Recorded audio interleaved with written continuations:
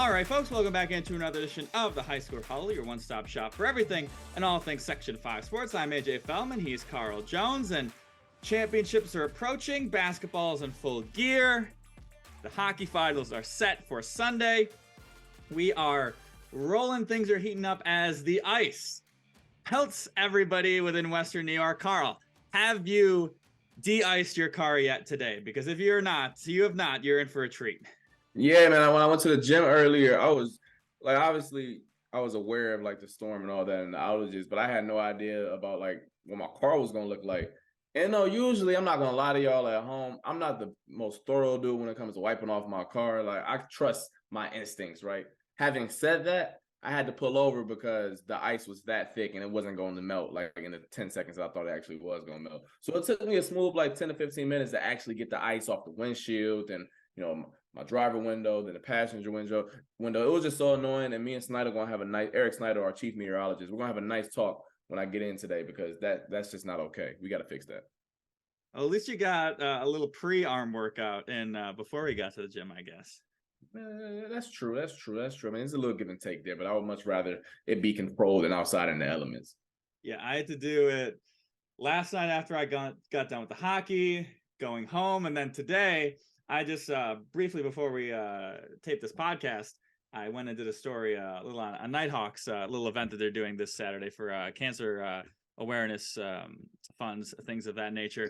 So I had to ice off my car 5 minutes, 10 minutes, go to the station, ice off that car 5 minutes, 10 minutes. I'm going to have a word with our valet staff, our parking lot attendants, because they did not do a good job of keeping up our news cars. I'm going to talk to our news director, Rory. He's going to make sure they get a much worse tip this week. I'm going to have some words for our valet staff. No, well, I haven't met these people that you speak of. Having said that, I need to have a nice chat with them too, because I am sick and tired of not having to wipe off my car and the ice and stuff too. But having said that, it gets so irritating. And for the people at home, I know it's just so irritating having to add 10 to 15 minutes more on your commute simply because of some ice on your window. Like that's just so annoying. Yes. So as I mentioned, had to scrape it off after the hockey semifinals, which were this week. Yesterday was the Class A semifinals. Day prior on Tuesday was the Class B. We'll start off with Class B. We will have, you know, funny we mentioned, I was thinking about this through the entire time watching these games. We were like, man, 1 versus 2. These teams were on a collision course. We got none of those 1 versus 2 matchups at the championship game. In Class B, it is going to be top-seeded Churchville-Chili. They took care of business against Canandaigua. Parker Farnham, Max McKay scoring 2 goals apiece as they won 5-2 in their semifinal matchup. However, in the other semifinal matchup, an upset, Schroeder, the 3rd seed, knocked off number 2 Aquinas 1-0. Thrilling game for highlight purposes, but a great game nonetheless, just to be a spectator on. Colin Smith, the star of the show, 40 saves in the shutout. He was getting pestered all night long. His 2nd straight shutout in the postseason. Also had one in the quarterfinals. It was TJ Swinson coming up with the lone goal in that one. It was midway through the 2nd period. And it's funny because I at Lakeshore Ice Hockey Arena, I sit within the crowds, and I was generally around some Aquinas parents for the most part. They were talking in the 2nd period, just kind of talking around me. You know, I'm sitting on my phone, even though we're not really getting any service. They're like, well, you just got to win the 3rd period here. You know, it's definitely not going to end a 1-0 game. This game's definitely not going to end 1-0. And I didn't say anything, but I was thinking, like, you're the team down 1-0. You're really jinxing yourselves. And sure as you know it, 1-0 is your final score. Shout out to TJ Swinson. He was one of my first hockey highlights, actually, when I got to Rochester. He had a nice little goal where I don't even know what to call it because I'm not the best when it comes to my hockey terminology, but all I know it was nice pizzazz. It was freaky. It was all the good stuff. So every time I go to Schroeder, I'm hoping that he can one-up it. I've been to a ton of Schroeder hockey games this year, but I'm happy that he got the lone goal to send them to the sectional final. Yeah, that was a good one. It's a little bit of controversy. Aquinas might have scored in the 2nd period. Ref ruled that it went off the crossbar. My camera angle appeared to show that it went off the back post on the inside. The stream was a little more conclusive. So if I had to say, it probably was a goal. But hey, you know, they only got 2 roughs out there. They do the best they can. But Colin Smith shut the door, 40 saves, impressive performance. In Class A, we'll start off with the 3-2 matchup. It was Victor versus Batavia Notre Dame. Victor coming out with a 3-1 victory. I was at the tail end of that game, so I didn't get to see most of it. But shout out to Batavia Notre Dame. You know, that's a team that has had trouble with elite competition so far. Their past 3 games against Victor was a 9-0 loss, a 5-0 loss, a 6-0 loss. For those who are not hockey experts, that is not good. But they came out firing. They scored the first goal of the game in the first period. They held a 1-0 lead for basically the first 2 periods. Victor finally broke through the door late in the second period, and then they kind of got a bit of a fluky goal to end the game there. So you hate to see that, but Victor moves on. They will be taking on Pittsford, the 4th seed, the upset in the Class A bracket. They won 2-1 over McQuaid. McQuaid scored first. Then Pittsford answered late in the first and midway through the second. It was Hanoch Hankinson scoring both goals for the Panthers, both assisted by the same person. Aiden Brown, 31 saves in net on 32 shots. He was getting it done for the Panthers. So these are 2 powerhouses. This is a rematch of the 2021 sectional championship game, which went to triple overtime. I was at that game. Pittsford won 2-1. Of course, last year, Carl, you were at that one.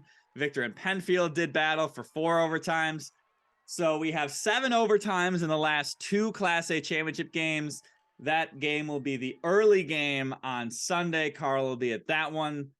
We got another game after that. So hopefully we get a great finish in regulation.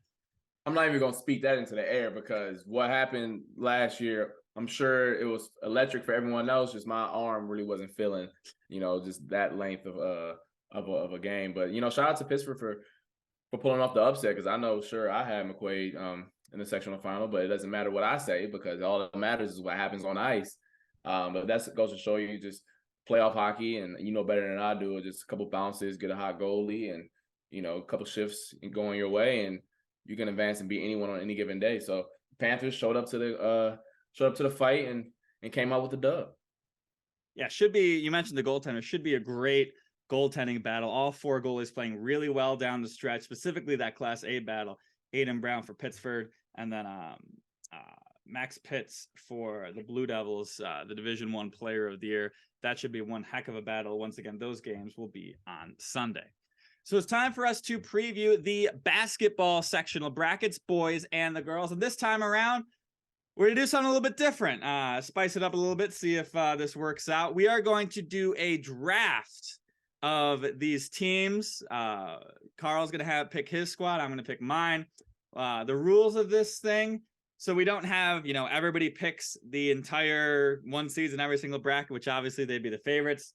We're going to have 8 teams on our squad. You're going to pick a 1 seed, a 2 seed, a 3 seed. Then you're going to pick either a 4 or 5 seed, a 6+, a deep sleeper, and then you got 3 flexes. So those could be 1 seeds. Those could be whatever your heart desires. So that's going to be it. You can pick them in any order you want. So if you have your eyes on an 11 seed that you want to take number 1, by all means, go for it. And then we're going to do the snake draft style, which with a 2-person draft is basically you just pick 2 in a row, and that's how we're going to do it. 4 points for a championship win, 2 points if your team makes it to the final, and then 1 point if your team makes it to the semifinals and loses in that semifinal round. We still got to decide some sort of a reward, a punishment. I don't know if Carl, if you have any ideas, but we'll figure this out. Maybe tweet us some ideas if you have anything in mind.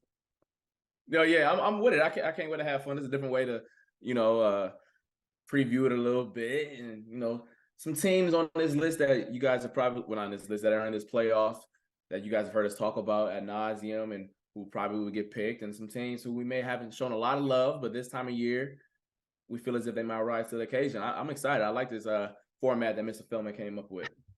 Yeah, and caveat, we are first caveat, we are only doing AA, B, and C. We have not seen a ton of these D teams, so we're going to keep that out of the equation.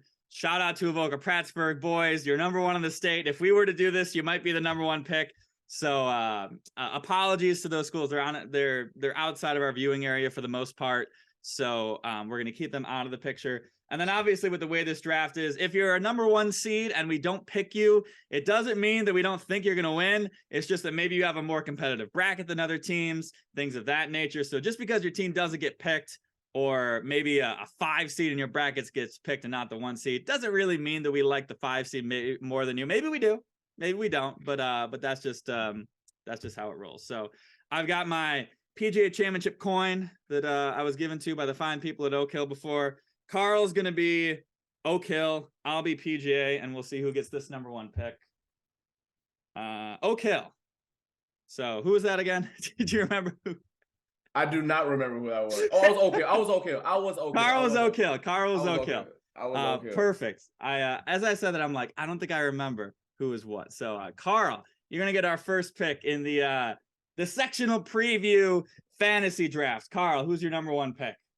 I gotta roll with the fellas that have been doing their thing in Class C this entire year. Had a huge statement win last weekend.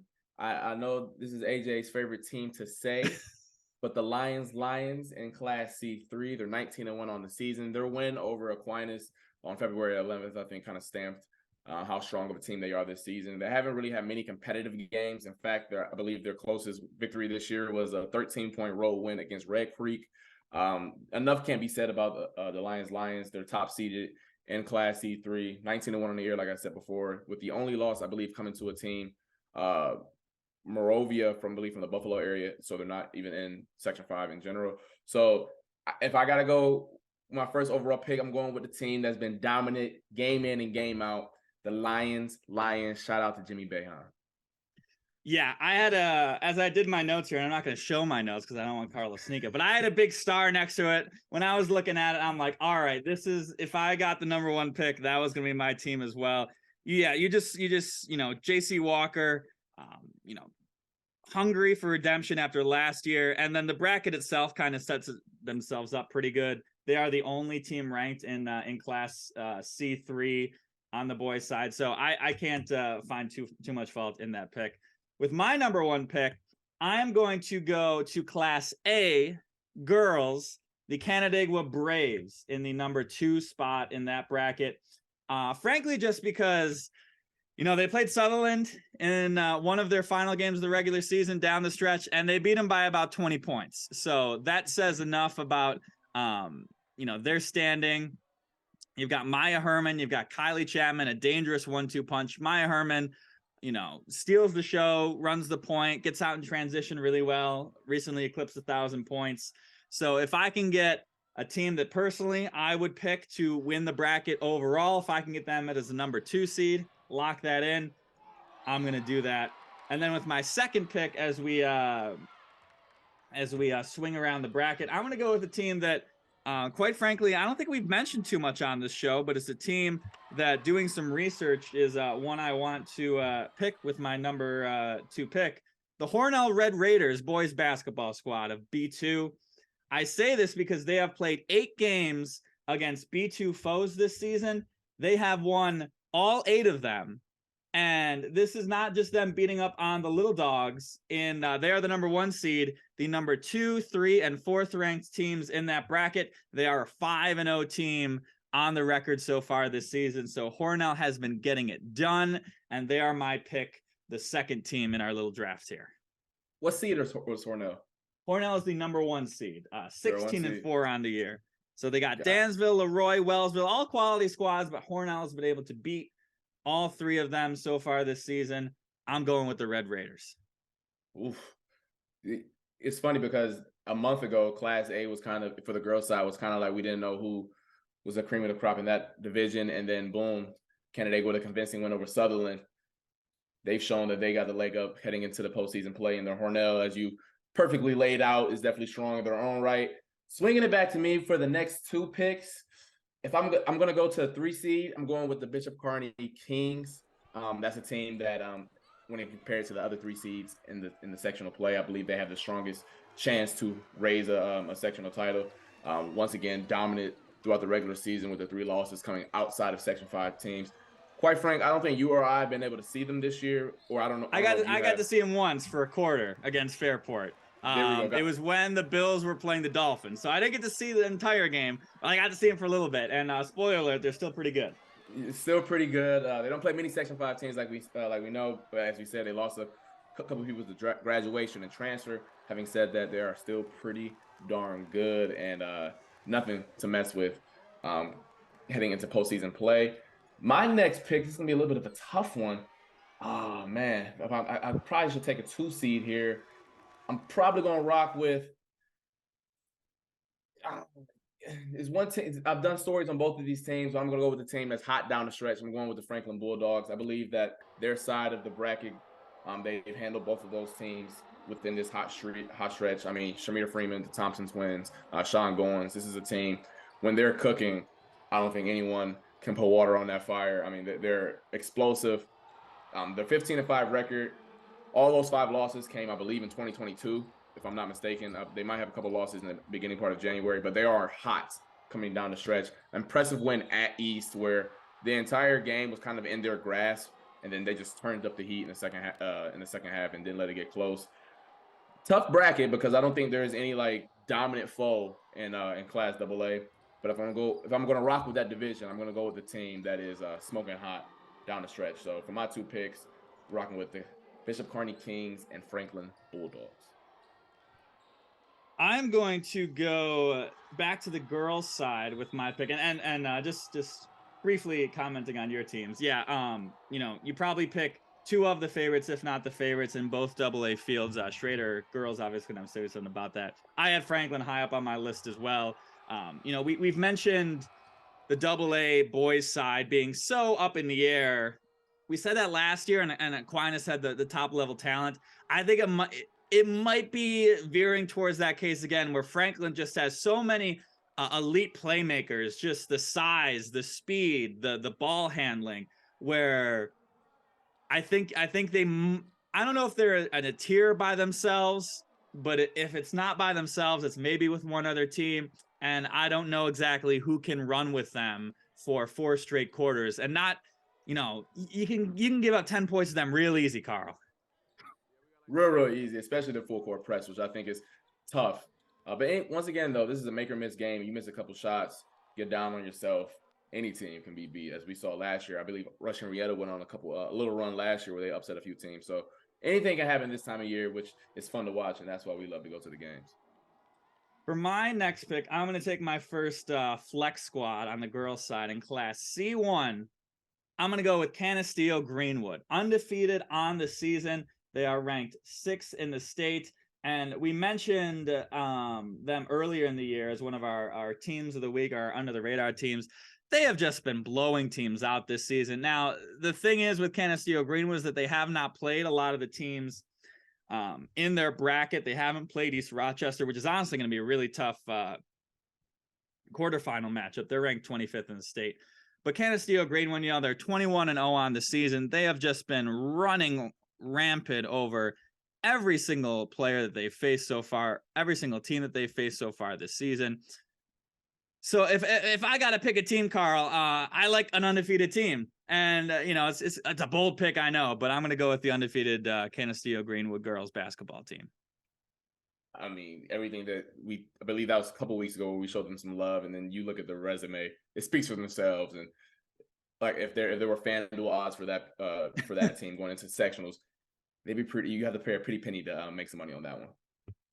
And then finally, with my second pick, I am going to lock up a 3 seed that I think they can go on a pretty big run here. I'm going to go with the Livonia Bulldogs girls basketball. Kylie Buckley, I did get a chance to finally see them play against Mercy. They took a tough loss. That was a really competitive game. They were missing one of their players out with an injury. But you want to talk about getting it done with, high-level talent. Kylie Buckley is just that. She is, man, every single shot that goes up for either team, she is in great position to get it. I mean, she scores 27 points a game. 20 of them are just down low, just dominating the boards. So that's going to be a tough matchup for anybody. I'm going to take Livonia, lock them in as my 3rd seed. coming out of the B1 girls bracket. I've watched Kylie Buckley, I believe, 3 times since I've been here, and every single time she impresses me because we don't go to the games when Livonia plays when they're not playing like elite competition. So she's always rising to the stage, and boy, I don't think I've seen her score less than 25 points in any of the 3 games I've seen her play. So she's box office and a Division I athlete. And I'll say this: we've talked a lot about wow factor and clutch down the stretch. Kylie Buckley might be the nastiest player I've seen on the court. She just gets that look in her eye when she's going up for a rebound, driving through contact, things of that nature. She is just tough. She's nasty on the court, and that's a team I'm going to hitch my wagon to. Yeah, tough player, tough team, and the record speaks for themselves at 17-3. Back to me here. This is a team I haven't saw, and I know I just picked the girls' version of them. But I gotta rock with the BK boys. I've seen the resume and is eerily impressive. They're 14-6 on the season, but they haven't lost to a team in class. Bishop Kearney boys are in B1 as opposed to the girls who are in AA. AJ probably has a better answer for that. I don't know why. Having said that, though, it's because the girls team's won about 1 million titles, and Bishop Kearney hasn't done that quite yet recently. Well, that is a valid reason. But their losses this year: Aquinas AA, Fairport AA, Aquinas AA, UPrep, you guessed it, and then Horseheads, and then Manhasset. All of these teams are in classifications above them. They are in Batavia's. They're a 4 seed, so they are going to face Batavia if they beat Virtus this upcoming weekend. But if there's a team who I believe can have a fighting chance to advance, they've clearly played that level of competition all year long and held their own. A lot of those games were within 10 points or so. Once again, haven't seen them this year, but I know they're balling. They have a freshman, I believe, if I want to get his name correctly here, Eric Hillsman, excuse me. Yeah, he's a 6'6" guy, big fella, and I know guards kind of run tournament stretches because they can touch the ball every single play. But his stats are bonkers every single time that we get to see those stats. So Bishop Kearney Kings on the boys' side will be my pick for a 4 seed. Man, and then this is where things get a little interesting because now I'm going back and forth on what teams I want to rock with. But I'm gonna take one of my wild card selections right here. I gotta rock with Waterloo. I'm sorry, like that's a team that's fantastic. Saw them last year, the defending champs in Class B1. They did lose their best player in Giovanna White Principio. Having said that, they have been trucking along without her this year. It's 19-1 with their sole loss coming to Palmac. This is a team who I think if they play up to their potential, I think they can raise another brick this year in Class B1. So Bishop Kearney, Waterloo, 2 teams I'm rocking with. Yeah, and you talk about Waterloo, just the winning pedigree this time of year. A team that obviously went all the way to the state championship game last year. Only suffered 1 loss this year in Section 5 play and play in general to Palmac, and that was their first loss since before COVID-19 was even a thing that we were really worrying about. It was not really in the headlines yet, so that's an impressive feat for them. You got to like their chances going forward here. All right, back over to my side of things, and Carl, I've had some small schools I've taken. I'm going to go back to some big boys. I want some teams that I've seen play a lot. I want some teams that I know are going to be good. I'm going to start off with a team that I fear that you were going to take previously when you went on one of your rants. I'm going to go with the Schroeder girls basketball team. I'm going to go with Mariah and Bria Watkins. I'm sorry, if you want to let me have the #1 seed in girls AA basketball this late in the draft, I'm going to take it because guess what?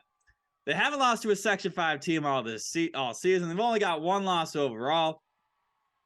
And I'm putting their horses past anybody else in the entire in the section. I know you've seen them more often than not.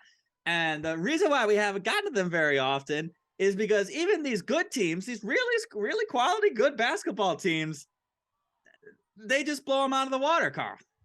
Very, very impressive team. It's funny how last year when we saw them, we knew that the Watkins sisters were phenomenal, right? And they had other players who were good as well.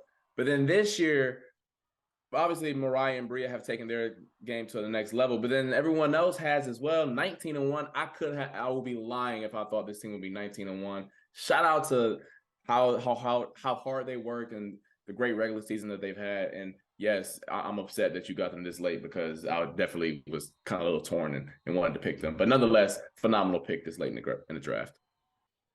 Yeah, I mean, they've beaten Penfield twice by double digits. They beat Fairport by 19 to start the year. They did play a tight one midway through the season. They only beat them by 4, but they beat Hilton by 10, Victor by 10, and was farther away than that. They beat Canandaigua 52-29 in late January. So I'm very happy to take the Schroeder girls this late in my draft. And then I'm going to move over to the boys' side of things with my next pick. I'm going to go to Class A1. I'm going to pick the Athena Trojans with my final flex pick, the number 1 seed in that bracket. I've seen them play Irondequoit twice this year. Those are really Athena at 1, Irondequoit at 2, and Thomas is feisty at 3. I've seen them do some really good things as well. So I don't want to lead out the Titans there. But I think this is probably going to come down to Athena and Irondequoit. And they've played 3 times this season. Athena has played the final 2 in that one.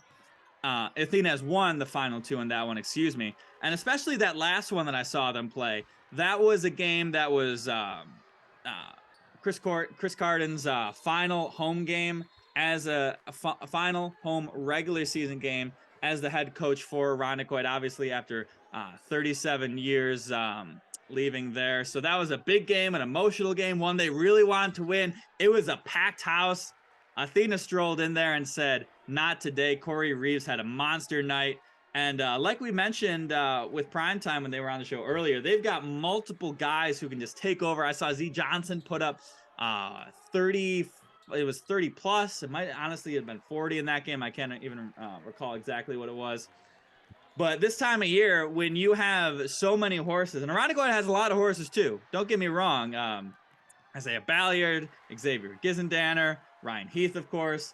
But I'm going to take Athena. I also think they have a pretty favorable route towards the championship game. So I know I'm going to get at least 2 points out of them. So I'm going to take Athena with my final flex spot. Yeah, and you picked the team that I was going to pick if you didn't select them. So I'll go with the team that's the 2 seed in that bracket. The Irondequoit Eagles, you beautifully laid out what makes them a good team this late in the year. They'll have a tough matchup, presumably, if they get past their quarterfinal matchup with the Thomas Titans. But I'm banking on getting at least 2 points out of this one, hopefully 4, depending on how the sectional final plays out. But for my sleeper team that's a 6 seed and above, let's rock with the Geneva Panthers, the boys over in Class B1. 12-9 regular season, but I'm still hanging my hat on that January 24th win over Avon, a phenomenal team in C1. That shows me they have the potential to get hot on any given night or any given Sunday, as they like to say in football. They won, I believe, 4 out of the last 5 heading into the postseason, so they're on a good little stretch of games. They did lose the Lions by 13, but that is Lions, and we talked about how good Lions is. Okay, it's honestly a win. Yeah, honestly, they hung. All right, you feel me? Like that game was probably closed late. That's all that matters. That's a quality loss. The college football playoff committee is bumping them up in the standings for that one. Exactly. So the Geneva Panthers, I'm rocking with them. If I take a quick gander at their bracket, they're gonna have a tough matchup on Saturday against Newark at 16-4. Barring they get past that one, they're gonna face Powmac, and then obviously Batavia or Bishop Kearney, who comes out on the other side. B1 has some hitters, and it's not going to be an easy bracket to win. But if I can get 1 to 2 points out of the Panthers, it was a successful pick this late in the draft. All right, so I've got my final 2 picks. I like both of your picks there, Carl. I am going to go with my sleeper team next, my 6+. I'm going to go to girls basketball. I'm going down to a 12 seed. March Madness brackets are all about the 12 seeds. I'm going with the Mercy Monarchs. Under 500 on the regular season, but they are picking it up at the right time of year. They beat Livonia in their regular season finale. They just took down Thomas in their first round matchup, a really good game. Obviously, Thomas can play with the best of them. And their bracket, they do have HFL, which is a quality 4 seed. They did lose them early in the regular season, but I think they can hang with them. And then they've got Sutherland, a team which, as we talked about before, has done really good against some lesser competition, has struggled maybe against our top tier foes. So I'm hoping maybe we can get Mercy to go all the way to the championship game, set up against Canandaigua. I've got both of those teams. I think that would be Quite a good favorable result for me. And then for my 4-5 team, I've got two squads that I'm really eyeing up here, and I got to figure out where I want to go. I am going to go with the girls in AA. I'm going to go with the 5 seed of the Fairport Red Raiders. What can you say? Nevaeh Buntley, Bella Pucci, Ella Mabon. That's a team that hasn't really performed in the big games as much as they would like this year, but they've played these teams tough. They played Schroeder really tough down the stretch. When I saw them play Bishop Kearney, they played them really tough.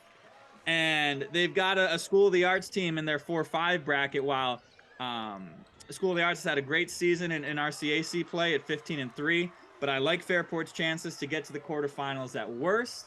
And then they've got Big Bad Schrader, which, I'm kind of shooting myself in the foot with there, where I can't get both teams to go to the championship game.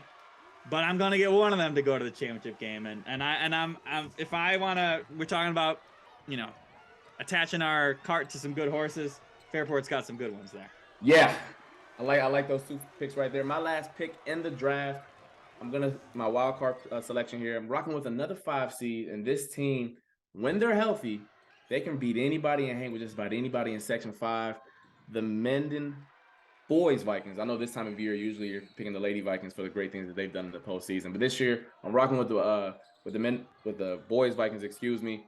If Jackson Green's healthy and on the court, this team can rock with just about anyone. I was at the game when they lost to Athena. They were winning that game throughout most of the game, and then Jackson Green got hurt, and Athena pulled away late and did great things. Had a tough loss to Thomas without Jackson Green. They play Sutherland this upcoming Saturday, but they just beat Sutherland in the finale. They just took down Arundecoit by 12 with Jackson Green against a phenomenal Arundecoit team. This is a team I can't guarantee the health game to game. I mean, things happen, and basketball is a sport where injuries flare up and happen. But when this team, if we turn the injuries off, right, this team can win a couple games, and they're well-rounded in that regard, and then have one of the best players in Section 5 in Jackson Green. And as you know, stars matter this time of year, and they have one of the brightest ones here in the 5A5. So for my last pick of the draft, the Menden Vikings boys Class A1. Let's get it. Yeah, and you talk about injuries. It's a shame that Caleb Lewis can't be out there as well, because he hasn't played the entire season. And I've listing out some of my best teams. A2 is a team that I highlighted 3 teams that I wanted to take at some point, but just they're so good that you got Monroe at the 1 seed, you got East at the 2, and even Wayne and Sutherland. HFL's got some talent too. That was going to be a nice bracket. Just want to kind of wrap things up with some teams we didn't pick for various reasons. Batavia and B1, another really great squad that I got the chance to see. Have been impressed multiple times. In C1 boys, just so much talent down there. Rax at the 1 seed, Avon at the 2 seed, Geneseo at the 3 seed, both really great. And then the Lions girls, the number 1 seed in Class C2. Just some really good competition in that bracket as well. Batavia, Notre Dame, Pavilion, all state ranked. So a lot going on in that bracket. But I think we got some really good teams, and it's really indicative how hard it was to pick these things, where maybe outside of Lions boys, I don't know how strong we feel about any team, one team winning it all. Where usually, I mean, we've done this preview show last year and years in the past. We can kind of pencil in, the Menden girls, some other squads, things of that nature. I think this is going to be a really fun sectional tournament. It's going to be really fun, and then also where the games are going to be held for the finals are also going to be really fun. I can't wait. The Big House, Blue Cross Arena. I know the kids and coaches and all these schools can't wait to finally get back to the Big House and play at that fantastic venue. It's going to be fun. And I know the first couple of games, I believe these quarterfinal games are at the home site, so you get the last game in front of, your home crowd and the student sections that are rowdy on your campus site, and then neutral, and then boom, Big House. Best time of year. You've been working all year and all fall, winter to get to this point and get the ball out one last time in front of friends and family and make something shake. Yeah, really fun. I was able to get a Big House day back a couple years ago in 2020. It's a really fun day, a really long day as well. So we're going to both be into that. And then, of course, you got the girls playing at Rush Henrietta. Well, that gym gets rocking, a really great environment for that as well. So it should be fun. Next week, we'll be previewing all these sectional championship games. We've also got the hockey to talk about. We've also got, wrestling championships of this weekend. Girls track and field. If you haven't checked out on RochesterFirst.com, I just did a story on the Schroeder track and field duo, Corinthia Griffith and Cameron Cole, both ranked top 2 in the country for their respective events. So a lot of talent going on over there. This Friday, Round Ball Roundup, our last day with a lot of travel. Next week, we'll be in one spot. Friday, we'll be running around all over the place. We'll hope to get some great stuff. It should be a really fun night of high school hoops, Carl. Yeah, I missed the last week. We had the week off because no one wanted to play. No, I'm kidding. They had to do the seating stuff going on. But no, I can't wait. This is we love this part of our job, and the stakes ramp up a little bit with the kids on the court, and our game raises up a little bit too on Round Ball Roundup when it gets to sectional play. So it's all fun, and I can't wait. We will be with you every step of the way. Thank you for listening and watching. You can find us on RochesterFirst.com. You can find us on YouTube, Spotify, Apple Podcasts, all the places to watch and catch out the show. We thank you for listening. We thank you for watching. Time to break the huddle. For Carl Jones, I am AJ Feldman. We will see you next time, and enjoy the high school action.